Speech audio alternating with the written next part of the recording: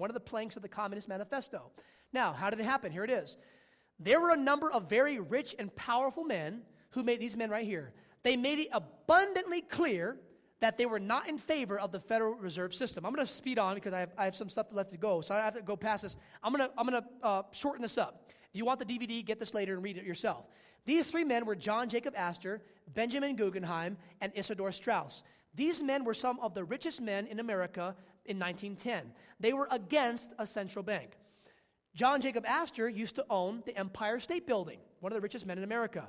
They were against the central bank, and so they had to be taken out of the way. Are you with me, friends?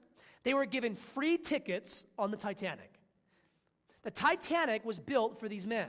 Let me show you some more history. Edward Smith, this captain right here, was the captain of the Titanic. He had been traveling. By the way, who was it? Does anyone know? Here, let me just show you right here who built this thing. Let me see if it's right here. The Titanic was built by, here it is. J.P. Morgan was ordered by the Jesuits to build the Titanic. J.P. Morgan was the one who funded the building of the Titanic. Just look at history. This is history, friends. Edward Smith was the captain. Who was this man, Edward Smith? He had been traveling in North Atlantic waters for 26 years. He was the world's most experienced master of the North Atlantic routes. He had worked for the Jesuit J.P. Morgan for many years. Edward Smith was a Jesuit temporal coadjutor. It means he wasn't a priest. He was a Jesuit by profession. He was a Jesuit of the short robe. Those who were not priests served the order through their profession. Anyone could be a Jesuit, and their identity would not be known. Edward Smith served this order in his profession as a sea captain. Now, let me give you history, friends. This is not me making it up. Notice these two men down here. These men down here. On the left, this is Father Francis Brown. He was the leader of the Jesuit order in Ireland, and this was Franz Xavier Werns, who was the head of the Jesuit order in 1910, the superior general. Now, notice this. This history says that this man was on board. Father Francis Brown got on board and gave Edward Smith his orders to sink the ship. Now, you remember the vow, right? The vow is, I'll be a corpse. I won't think of myself. I'll just do whatever I'm told. A vacationing priest, Father Francis Brown, caught these poignant snapshots of his fellow passengers, most of them on a voyage to eternity. The next day, Titanic made her last stop off the coast of Queenstown, Ireland. Here, the tenders brought out the last passengers, mostly Irish immigrants headed for new homes in America. And here, the lucky Father Brown, so-called, disembarked. He got off the ship just at the right time. Father Brown caught Captain Smith peering down from Titanic's bridge, poised on the brink of destiny. So in other words, he got on board. It sailed to Queenstown, Ireland. He gave him his instructions. Then he got off the ship, and Edward Smith sailed on. Now, you're saying you're a conspiracy theorist. Friends, this is coming from National Geographic. Secrets of the Titanic, National Geographic video, 1986. Okay? This is not conspiracy theory stuff. This is fact. This is history. Let's move on. This is coming from R.W. Thompson, The Footprints of the Jesuits from Hunt and Eaton, page 72 and 73. Notice what this man says. Brown, this man, went over with Edward Smith, the captain, one last time exactly what he was supposed to do in the North Atlantic waters. The Jesuit general told Francis Brown what was to happen. Brown then told Smith, and the rest is history. Edward Smith, the captain, believed, because he was a Jesuit, he believes, quote, that the Jesuit general is the god of the Jesuit society. Nothing but his electric touch can galvanize our dead corpses into life. What an abomination. Only Jesus can raise you from the dead, friends. Let's move on. I don't have time to go through this in detail. Here's W.C. Brownlee in his book, Secret Instructions of the Jesuits, American and Foreign Christian Union, page 143. What does he say? Edward Smith was given an order to sink the Titanic, and that is exactly what he did. By the command of God, this man, the Jesuit general, it is lawful to murder the innocent, to rob, to commit all lewdness, because he, the Pope, is Lord of life and death and of all things, and thus to fulfill his mandate is our duty. What an abomination, friends. There is no record in history. G.B. Nicolini, The History of the Jesuits, there is no record in history of an association, his organization has stood for 300 years, unchanged and unaltered by all the assaults of men in time. The end justifies the means is his favorite maxim. It's his favorite maxim, by the way, of the Illuminati. Freemasonry believes the same thing. They're all controlled by the same organization, which is the Catholic Church. And as we have seen, that their only end is the order. At his bidding, the Jesuit is ready to commit any crime whatsoever. So why did the Jesuits sink the Titanic? Here it is here. The sinking of the Titanic lies at the door of the Jesuit order. This unsinkable ship, the floating palace, was created to be the tomb for the wealthy who opposed a Federal Reserve System.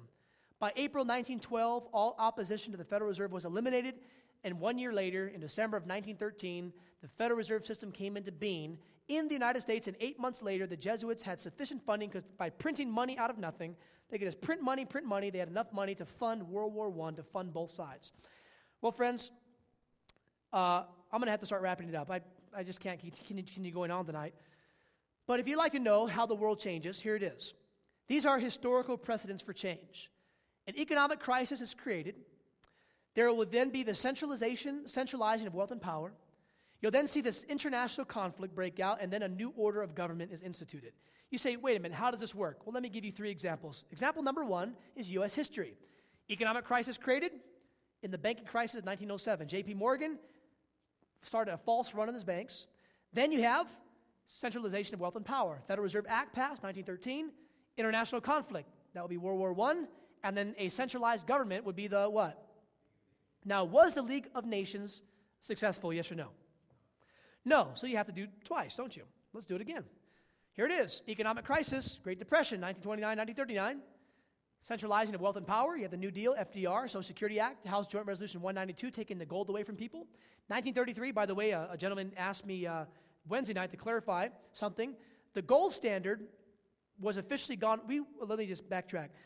When I talk about the gold not being used for currency anymore, that was in 1933. Franklin Delano Roosevelt signed an executive order making it illegal to use gold anymore for currency. How many of you can go to a local store and buy something with gold? You can't do it. Matter of fact, if you do it, you can actually get arrested because there is actually a law, public law, House Joint Resolution 192, saying it is actually illegal to use gold for currency anymore. You can't use it to actually buy and sell. In 1933, this gave the Federal Reserve System a monopoly on the system. However, we still had a gold standard so that we could not just print money out of control. It had to be based on the gold standard backing it up. Does that make sense?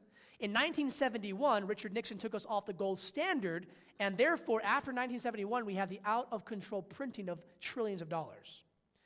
Because there's no more gold, we have now what is called a free-floating currency. Now, what about number 3? Do we have a current global systemic crisis right now? Yes, we do. Do we have a centralizing of power right now with all these bailouts and all these different types of calling for new international monetary order? Do we, yes or no? Now, Mussolini, the reason why I call it a fascist government is because Benito Mussolini called, whenever there is a union of government and corporations, he called that the first step for fascism. Now, what about World War III? Are we on the border of World War III? And will there be after this next conflict, will there be a new world order? Now, the Bible talks about a new world order, right? Is there going to be a third world war? May I share with you what the plan is from the Illuminati themselves? This is a history. You can find it all over the internet. Very interesting. This is coming from Joseph Mazzini and Albert Pike between the years of 1859 and 1871. You might want to write that down. 1859 to 1871, Albert Pike and Joseph Mazzini, Illuminatis and 33rd degree Freemasons, they crafted a plan for 3 world wars. After the Third World War, there would be a global government. Now, this is not my words. This is an actual lecture from a man named Myron Fagan, in a book called, or a article called The History of the Illuminati. Notice what the 3 world wars would be about. Now, you tell me if they've been successful yet or not.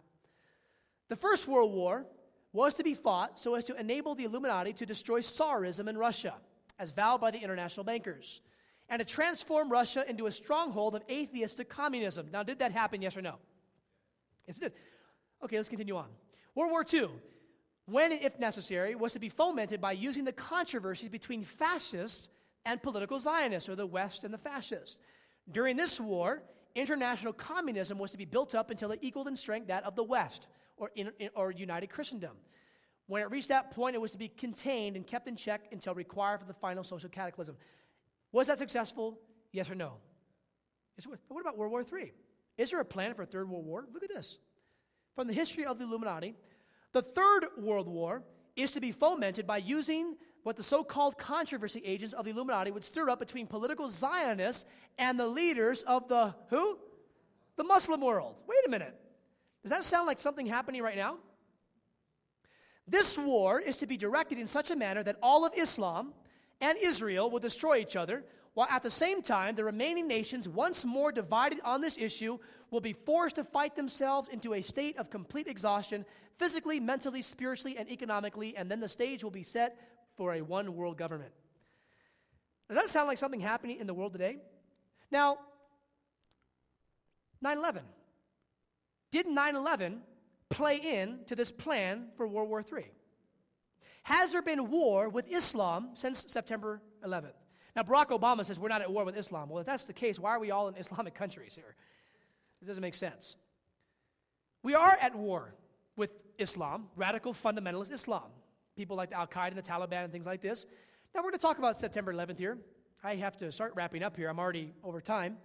So, with the remaining time, I'm just going to go through these slides and show you evidence that September 11th, I do believe that Islam is in Bible prophecy. I do believe that Islam is an issue in the end of time from Bible standards, and we're going to talk about that tomorrow morning in church. At the same time, I believe that there were people behind September 11th trying to cause problems with Islam. Let's notice this now, friends. September 11, 2001, the day that shook the world. Did September 11, 2001, have there been things in America happening since September 11th that is starting to form an image of the beast or starting to repudiate our constitutional rights? Yes or no? You don't have to be a conspiracy theorist to know that since September 11, 2001, that this nation has changed. Has it or not? How many of you remember? I remember when I was young, I lived in California. I can go back and forth to Mexico, no problem. Now you need it. Did you know that we're having a national ID card now coming out soon? Anyone been hearing about this? National ID card, 2005, Congress passed a law. Every state is required. There's only one state that refuses to do it. That's Montana. By the way, Montana is the only state that is actually challenging the federal government on gun laws. They're saying, we don't want the government to touch anything about gun laws. We'll make them here, and you can't tell us what to do. And it's going to the courts now to be challenged. Montana, praise the Lord. We need to pray for that governor, that he doesn't all of a sudden have a boating accident and wind up dead. I'm not joking, friends. This is what happens to people who stand up against the powers that be. Now, what about 9/11? I want to notice something here, that 9/11 was actually planned. What did I say, friends? 9/11 was planned. I know you're going to be upset with me. I'm going to show you the evidence. I hate to say it. Friends, I used to live back east. My stepfather used to work in the Twin Towers. I've been in the Twin Towers. I love America. I hate saying this stuff, but it's true. There are diabolical people behind the scenes pulling strings. Is everybody in government evil? No. But there are people that are. And if you are ignorant enough to believe that everyone is good and friendly and nice, then you can be happily ignorant while you go off to concentration camp soon.